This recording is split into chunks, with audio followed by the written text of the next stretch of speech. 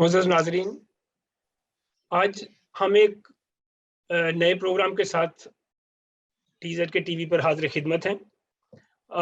आज का हमारा प्रोग्राम जिसके अंदर मैं तनवीर ज़मान ख़ान और मेरे साथ मैं तलत गिल लंदन से आपके साथ हूँ, अराबर से।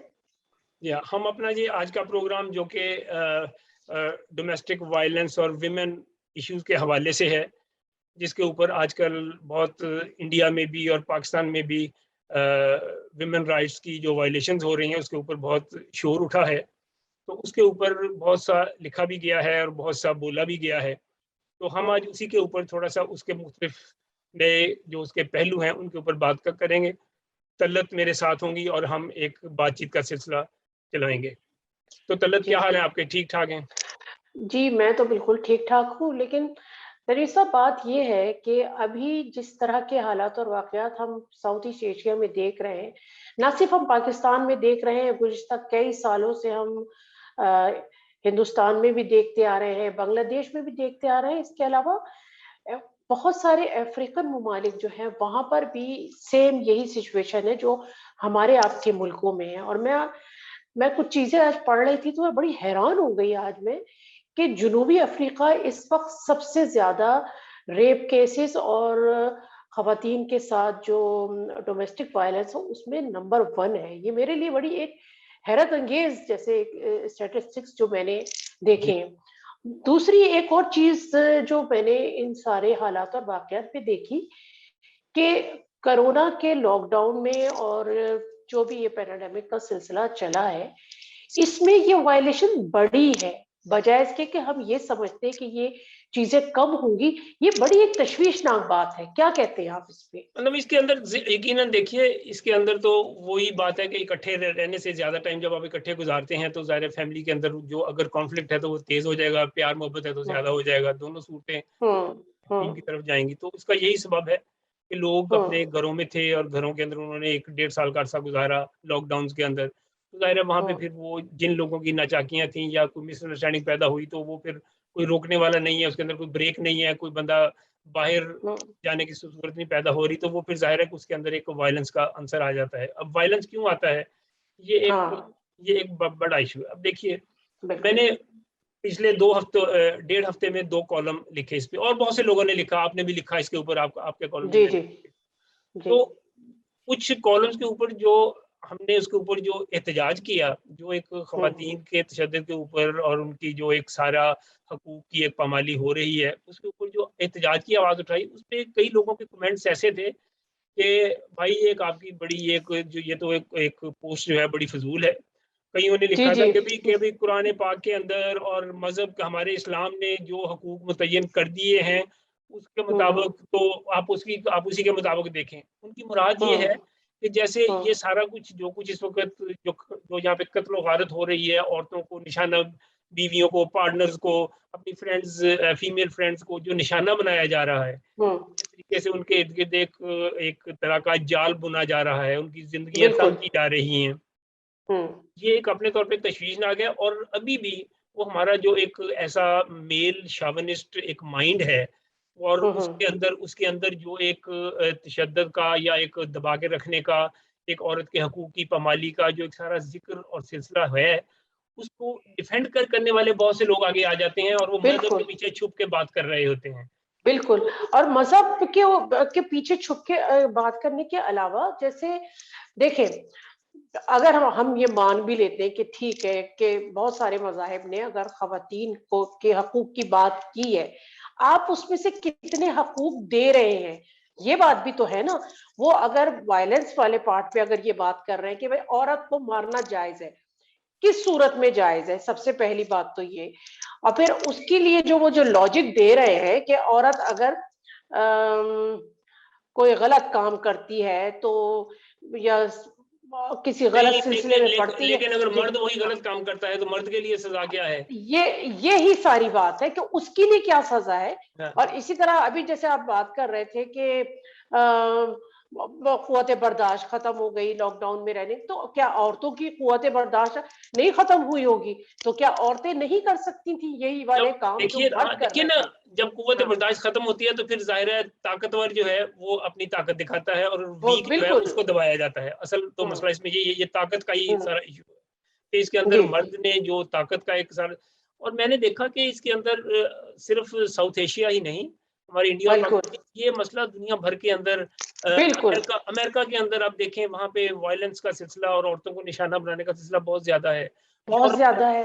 यूरोप के अंदर बहुत ज्यादा है। स्वीडन में सबसे ज़्यादा है, यूरोप में स्वीडन और फिर उसके बाद फ्रांस। हम या लोग इन या ममालिक को जैसे बज़ाहिर हमारा गिनती में नहीं आते कि या हम भई ये डेवलप कंट्रीज़ हैं तो, लेकिन वहाँ रेशो बहुत ज़्यादा है, भले उनकी अब आप आबादी। देखिए कि यहाँ पे सिर्फ इंग्लैंड और वेल्स के अंदर, इन पूरे यूके में नहीं, सिर्फ इंग्लैंड और वेल्स के अंदर हर हफ्ते में औरतों के 2 मर्डर ऐसे होते हैं जो कि उनके पार्टनर्स उसके ज़िम्मेदार हैं। और वो बिल्कुल, और वो जो है वो उसके अंदर एक डोमेस्टिक वायलेंस का एक सारा सिलसिला आता है, और वो बिल्कुल, पार्टनर्स के हाथों, बिल्कुल, वो बॉयफ्रेंड है या हस्बैंड है, उनके हाथों से वो मर्डर हो रही है। बिल्कुल, तो बिल्कुल ऐसे ही है। इसी तरह से पूरी दुनिया में आप देखिए, इस वक़्त हाँ, हर तीसरी औरत जो है, पूरी अगर जी, दुनिया का सारी का हिसाब लगाएँ, हर तीसरी औरत जो बिल है वो इस किस्म के तशद्दुद का शिकार है। बिल्कुल, वो कि आज साउथ एशिया के अंदर ये सारी जो प्रोपोर्शन है, ये सारी जो नंबर है, ये बहुत ज़्यादा है। वहाँ पे तकरीबन 100% कहा जाता है कि औरत जो है बिल्कुल। वो 100% मर्द से किसी न किसी शक्ल में, क्योंकि बहुत सी शक्लें हैं वायलेंस की। बहुत वायलेंस सी शक्लें हैं वायलेंस सिर्फ़ की, मेंटल सिर्फ़ अब्यूज़ है, फिज़िकल अब्यूज़ है, रेप है मर्डर ही नहीं है, और या वो सिर्फ मर्डर ही नहीं हाँ है, जी, बहुत बिल्कुल, सारे बिल्कुल, हाँ, इकोनॉमिक वायलेंस है, वायलेंस है, उसके अंदर आपकी मेंटल टॉर्चर बहुत है, साइकोलॉजिकल जो सबसे ज़्यादा तो मैं मेंटल मेंटल टॉर्चर टॉर्चर है। बहुत आप एक नापसंदीदा माहौल में नापसंदीदा शख्स के साथ बहुत दफ़ा साथ रह रहे हैं, रहे। जी, और आप जी, उसके अंदर ज़ाहिर है कि एक कॉन्फ्लिक्ट और जो एक आपस में सूरत-हाल बनती है, वो बहुत आगे तक निकल जाती है। हुँ, अल्टीमेटली उसके हुँ, अंदर एक फिज़िकल वायलेंस हुँ, का सिलसिला हुँ, होता है। हुँ, मैं तो बल्कि आज एक वीडियो देख रहा था, बल्कि शायद मैंने कुछ 2 दोस्तों के साथ शेयर भी की, कि हमारे एक बहुत बड़े एक आलिम दीन लोगों को अंदर माने जाते हैं, वो मौलाना अब्दुल अज़ीज़, वो जो अब्दुल लाल अज़ीज़ मस्जिद साहब, जी, वो जो जी, जी, लौ लाल मस्जिद लाल वाले, मस्जिद जी, वाले जी, जो हैं, अब वो जी, जी, लाल जी, मस्जिद वाले जो हैं, वो अब देखिए कि उन्होंने एक तहरीक शुरू की है कि शुरू मर्द की जो है, हैं वो बिल्कुल, ज़्यादा से ज़्यादा शादियाँ करें। शादियाँ के लिए करें, जी, उन्होंने अपने इर्द-गिर्द बैठे हुए बहुत से जो मौलवी हज़रात थे, जो उनमें कुछ पता नहीं मुफ्ती भी होंगे, कुछ उलमा होंगे, कोई या जी, उनके जी, शागिर्द थे, उनसे उन्होंने एक तरह का वादा लिया कि भई अब आप ये जी, काम करेंगे, और उन्होंने सबने कहा कि जी अगर ये आपकी अगर ये आपकी मर्ज़ी है और रज़ाए इलाही है, हम ऐसा ज़रूर हुँ, करेंगे। अब वो रज़ाए हुँ, इलाही कैसे आई? आपके अंदर एक ख़्वाहिश पैदा हुई, आपने उसको रज़ाए हाँ, इलाही कह दिया, और रज़ाए बिल्कुल, इलाही कह के आपने एक अपना काम शुरू कर दिया। बिल्कुल, अब बिल्कुल, आप रज़ाए इलाही के आड़ में आप अपनी जो एक इस्तेसाली सारा सिलसिला है, और एक ज़्यादती का सारा सिलसिला है, बेइंसाफ़ी का सारा सिलसिला है, उसको आप धड़ाधड़ चलाए जा रहे हैं, और उसको रज़ाए इलाही कह के आप दबाए जा रहे हैं। बिल्कुल। ये मज़हब का इस्तेमाल है, ये ये मज़हब है नहीं है, मज़हब का ये इस्तेमाल, मज़हब का इस्तेमाल बिल्कुल है, आपने जो अपने इस्तेमाल मक़ासद है, के लिए शुरू कर रखा है। तो बिल्कुल। ये एक इस तरह का जो मज़हब का सिलसिला है, ये एक एक्सप्लॉयटेशन के अंदर सपोर्ट करता है, क्योंकि फिर हुँ, इसका नतीजा ये होता है, अगर आप देखें, हुँ, 4 मर्द, अगर 4 औरतें रखने की इजाज़त है एक मर्द को, हुँ। फिर उसके बाद आप कहते हैं कि जी औरत की गवाही मर्द के मुकाबले में आधी है। आदी है, बिल्कुल, हाँ, अगर आप फिर उसके बाद ये कहेंगे कि जी 2 औरतें, 1 मर्द, अगर कोई की गवाही गव ऐसा कोई मामला आ जाए, हुँ, तो कम से कम 2 औरतें, बिल्कुल। 1 की गवाही हो। जी, फिर बिल्कुल, इसके अंदर बिल्कुल। हदूद ऑर्डिनेंस के अंदर जहाँ पे औरतों के साथ ज़्यादती होती है, वहाँ उफ़! पे औरत ने 4 गवाह लेके आने हैं। तो अगर इन ये चीज़ों तो को आप आज इतना के दौर जैसे में, बिल्कुल, बहुत अगर आप हाँ, आज के दौर में इन चीज़ों को अपडेट नहीं करेंगे, तो हाँ, ये तो सिलसिला जो है आपका रुकने वाला नहीं है।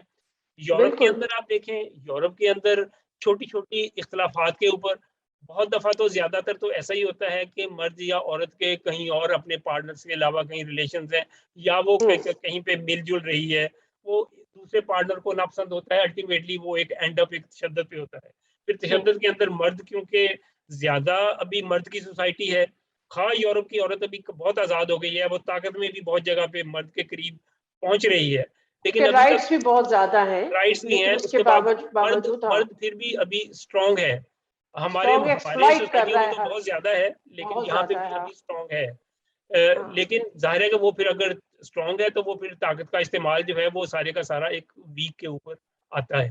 तो ये हुँ, सारा एक इसके अंदर जो तशद्दुद के कई सारी शक्लें हम देखते हैं, पार्टनर की शक्ल में, रिश्तेदारों की तरफ से, घरों के अंदर सेक्सुअल हरासमेंट, फिर उसके बाद एक रेप के जो सारे सिलसिले हो रहे हैं, जगह जगह पे काम की जगहों के ऊपर हो रहा है, बाजारों में हो रहा है, ये सारे का सारा सबसे ज्यादा तनवीर साहब, अगर अगर आप छोटा सा चले ये रेप केसेस को छोड़ दे, डोमेस्टिक वायलेंस को, हमारे यहाँ सबसे ज्यादा जो हैरेसमेंट का जो एक एलिमेंट है ना, आप रिक्शा, टैक्सी, बस में बैठी हूँ, बाजार में चल फिर रही हूँ औरत, कोई मैं बड़ी दफा जैसे मैंने इस चीज को मैं इस चीज का निशाना बनी हूँ, और मैंने ठीक ठाक किस्म के ऐसे मर्दों की कुट लगाई है जिन्होंने इस तरह, ये इतनी ज्यादा आम है। अगर इस चीज को उसी वक्त नहीं रोका जाता ना, जिस जिस तरह से ये हमारे माशरे का एक हिस्सा बन गई है, ये हमारी सकाफत का हिस्सा बन गई है कि एक औरत भले बुर्का पहनी हो या बगैर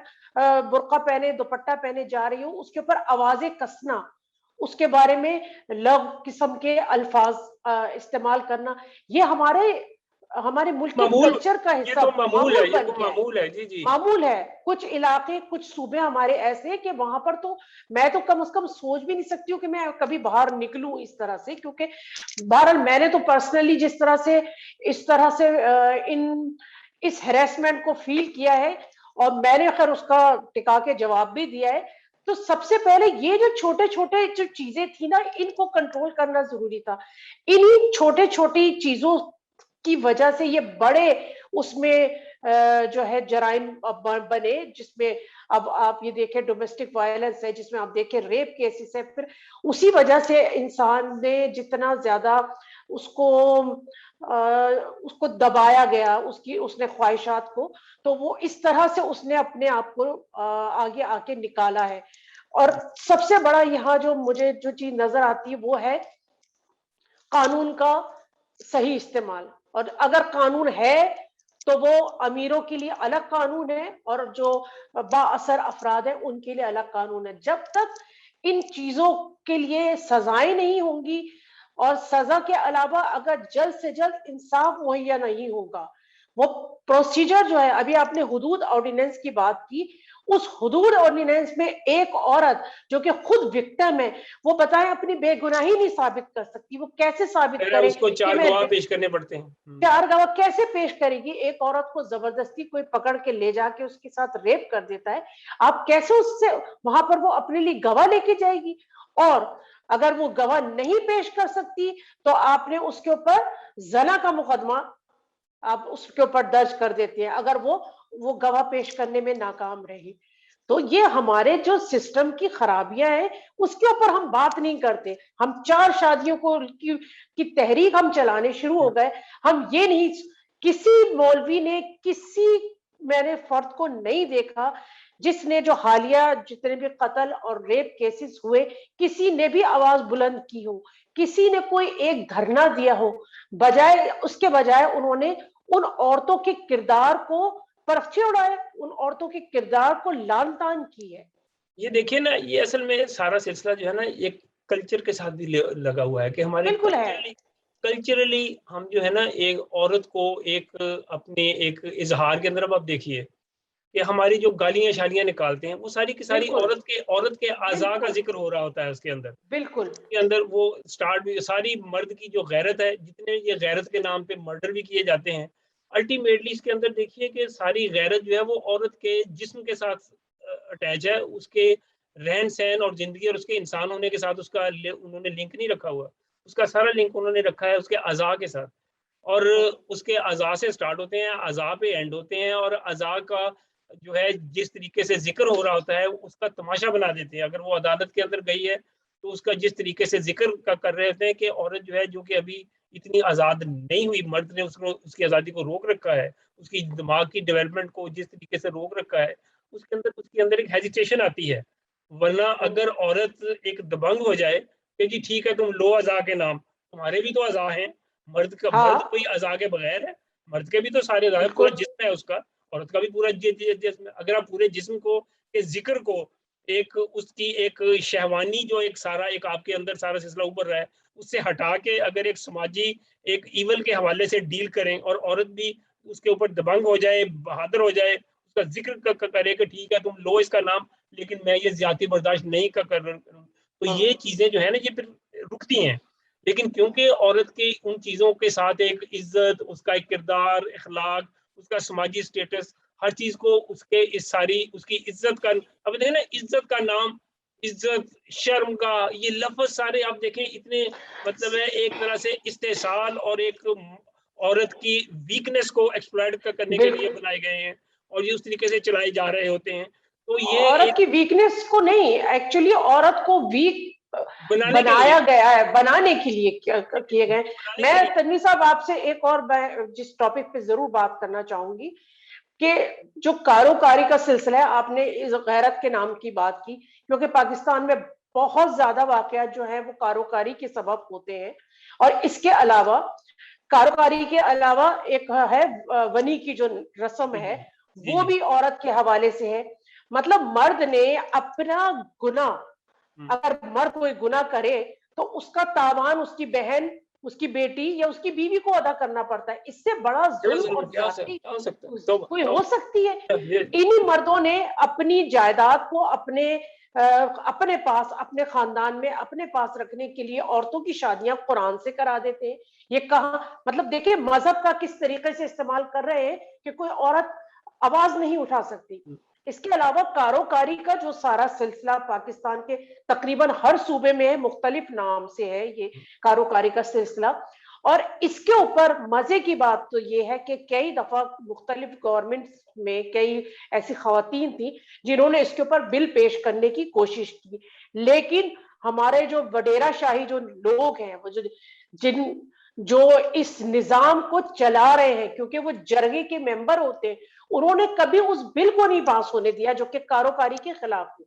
ये सबसे बड़ी लानत है जो ये कि जरगे सुबह की, सिंह ये जरगा की जो जी सारी बनावट है, सारा स्ट्रक्चर है, ये सारे का जी सारा एक बहुत ही इमेजिनिस्टिक है, और ये सारे का सारा बिल्कुल इसके अंदर एक और औरत की तो उसके अंदर कोई नुमाइंदगी नहीं होती, बल्कि उसके अंदर विक्टिम बिल्कुल। के तौर पे औरत जब पेश हो जाती है तो उसकी फिर बचत नहीं है।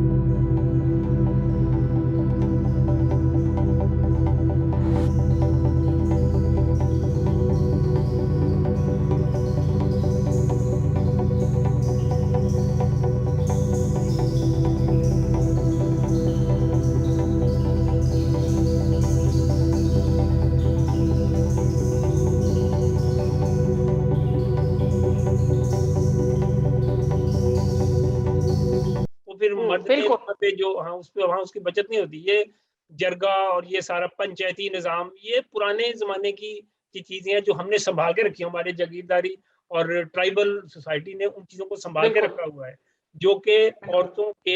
औरत के इस्तेसाल के लिए, औरत को आगे बढ़ने से रोकने के लिए, उसकी तालीम के खिलाफ, उसकी डेवलपमेंट के हम्म, खिलाफ, उसकी आज़ादी के खिलाफ ये मुकम्मल तौर पे इस्तेमाल की जाती है।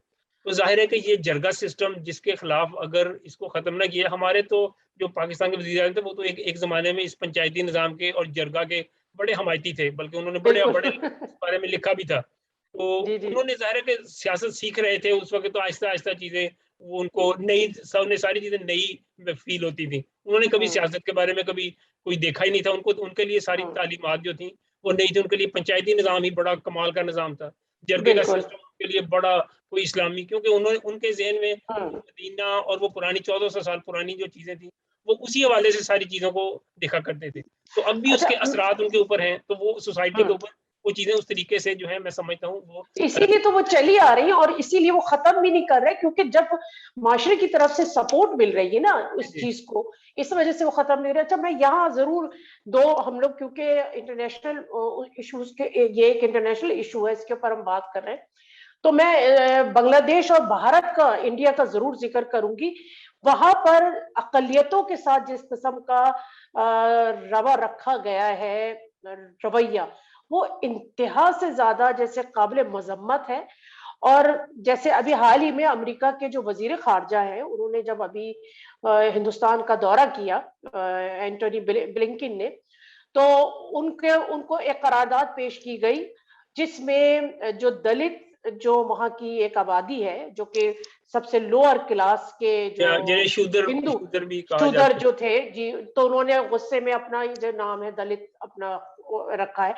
तो उनके साथ जो ये जो बीजेपी है, भारतीय जनता पार्टी के जो मजालिम है, मेरा क्योंकि मीडिया से ताल्लुक है तो मैं उनके बारे में पढ़ती रहती हूँ। तो टोनी ब्लिंकन को बाकायदा एक इसके बारे में करारदाद दी गई और सिफारिशात दी गई और कहा गया कि इनके खिलाफ आप यहाँ की गवर्नमेंट से बात करें।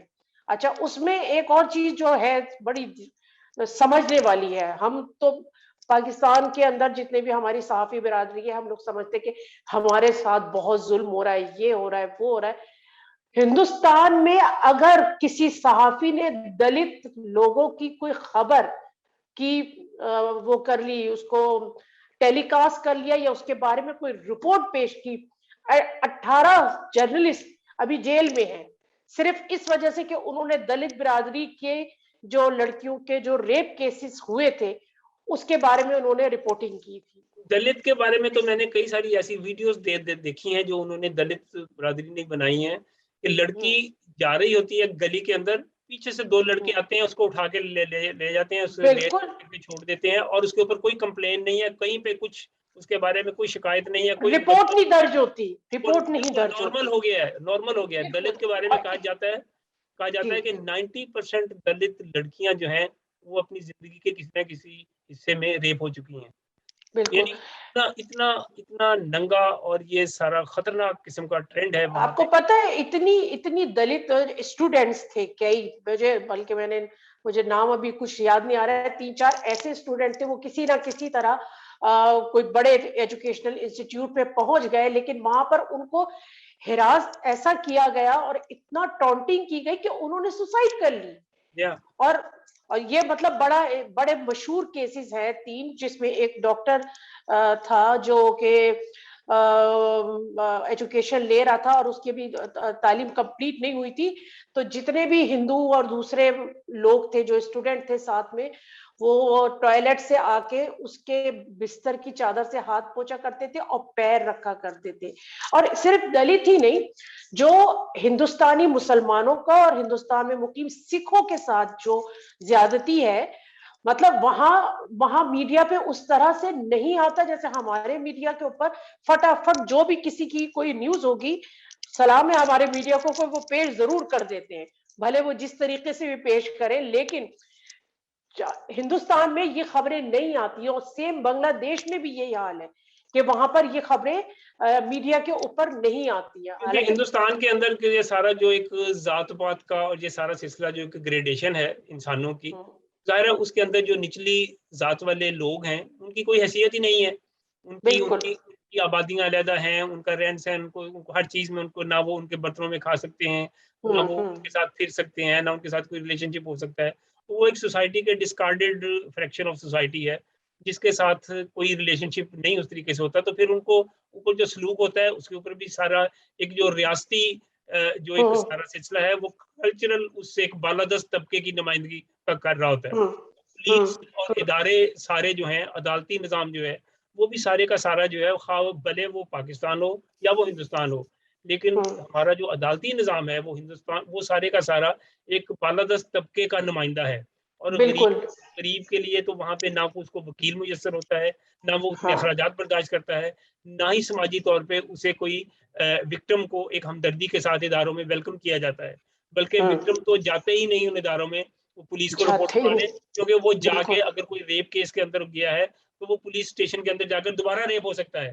तो दोबारा रेप हो सकता है। पुलिस और इदारों के ऐसे बहुत सारे वाक़यात हैं, जहाँ पे लोग जो शिकायत करने गए, वो उनकी औरतें बची नहीं। तो ये एक इसका मतलब है कि एक रियासती लेवल के ऊपर भी जो एक, क्योंकि लोग तो वहीं से गए हैं ना, इसी सोसाइटी का हिस्सा है, बिल्कुल। पुलिस वाले हाँ, हों या बिल्कुल। अदालत के जज हों, वो हैं तो इसी सोसाइटी का हिस्सा। तो उस सोसाइटी के अंदर जो एक नॉर्म बन गया है, जो एक औरत एक दफ़ा हाथ आ जाए तो बस वो एक उनके लिए एक अचंभे की बात है, और फिर वो उसको अपनी इवन कर्म जैसे समझते हैं। कोरोना के जो केसेस हो रहे थे, उसमें बेतहाशा इन औरतों को रेप किया गया है। कोरोना वो बेचारियां अपना इलाज करवाने कोरोना जी का हाँ, वो हॉस्पिटल में गई है और वो वहां पर रेप हो गई है। आप इससे अंदाजा करें कि जहनी पस्ती का क्या आलम है। हाँ, सेम हाँ, बांग्लादेश में सेम यही क्या यही यही एक जाहिर है आपको यही है ना। मिलेगा। देखिए अब इसके अंदर जो अभी हमने जिक्र नहीं किया कि जबरी शादी जो होती है, जाहिर है वो एक इसका एक बहुत बड़ा एलिमेंट है कि जबरी शादी आप ब्याह कर देते हैं, उसकी उम्र भी नहीं हुई होती, उसको बाज़ का ज्यादा लिखवा के, बाज़ का तो उसकी उम्र नहीं है, उसकी रजामंदी भी नहीं है, उसको बूढ़ों बूढ़ों के साथ शादी हो जाती है, उनका उनका कोई मिसमैच इस तरीके का होता है कि वो कोई दो इंसान इकट्ठे रह ही नहीं सकते। फिर वो ऐसे एक उम्र सीधा लोगों से शादी करवा के फिर वो वायलेंस का शिकार भी होती है उसके बाद। फिर वो बहुत सारे ऐसे होते हैं जो समझते हैं कि उनकी जो ये बीवी बनी है, ये एक जवान है, उनका गैप इतना है, जब वो जरा बूढ़े हो रहे होते हैं फिर उनको फिक्र होती है कि उसके साथ वो रह पाएगी या नहीं रह पाएगी। फिर वो साजिशें तैयार कर रहे होते हैं और उनके लिए उनको मारने के या तशद्दुद के सारे एक सारे सिलसिले बन रहे होते हैं।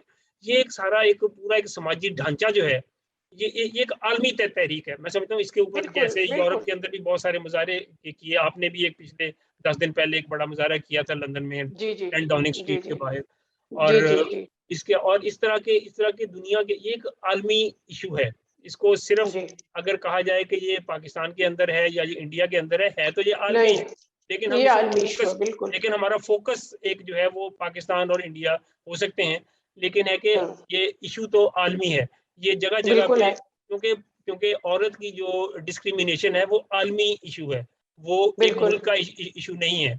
कहीं पे हम्म। मजहब के नाम पे एक्सप्लॉइट किया जाता है, कहीं जी। सकाफत के नाम पे एक्सप्लॉइटेशन किया जाता है, हम्म। कहीं उसका इकोनॉमिक हवाले से किया जा रहा है, कहीं उसका हम्म। कोई और सकाफती हवालों से किया जा रहा है, रस्म रिवाज के हवाले से किया जा रहा है, उसकी हम्म। कमजोर जिन्स को एक उसको मजीद वीक करने के लिए किया जाता है।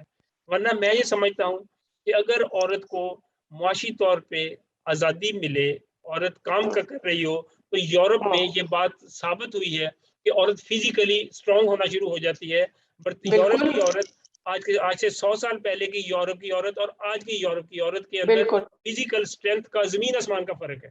वो बिल्कुल आज है। वो आज मर्द के साथ लड़ने के काबिल हो गई है बहुत सारी जगहों पे। हम्म, लेकिन बिल्कुल। अब ये जो मर्द की ब्रुटैलिटी और ये मर्द का सोसाइटी के अंदर जो एक जबर का सिलसिला बहुत ज्यादा हो गया है। मैं हम्म, समझता हूँ कि इसके अंदर औरत के अंदर जो एक मिनहसुल औरत, पूरी एक कम्युनिटी जो पूरी दुनिया की है, उसके अंदर एक बगावत का अंसर भी उभर रहा है। बिल्कुल। मुझे और उभरना मुझे चाहिए, मुझे मेरा ख्याल है। मुझे इसमें ये खदशा है, अगर हम्म, इसको सही तरीके से हैंडल ना किया गया तो कल को मर्दों की औरतों की तरफ से ऐसी मिलिटेंट स्ट्रगल के कहीं ना कहीं से आगाज होने का इम्कान मौजूद है, जो कि जी। इंडिविजुअल औरतें जो कि बगावत पे उतरी, जैसे फूलन देवी, ये हम बहुत सारे नाम है हमने ऐसे सुने। आप ये कह रहे हैं, अभी की मैं बात करूं लास्ट ईयर की, चाइना में एक जो रुझान अभी नया, जो क्यों आपको पता है चाइना में डोमेस्टिक वायलेंस बहुत ज्यादा है। हर औरत वहां पर जो है पिटती है, वहां पर वहां का तो मर्द का जो है मेयार वो बहुत ही घटिया है।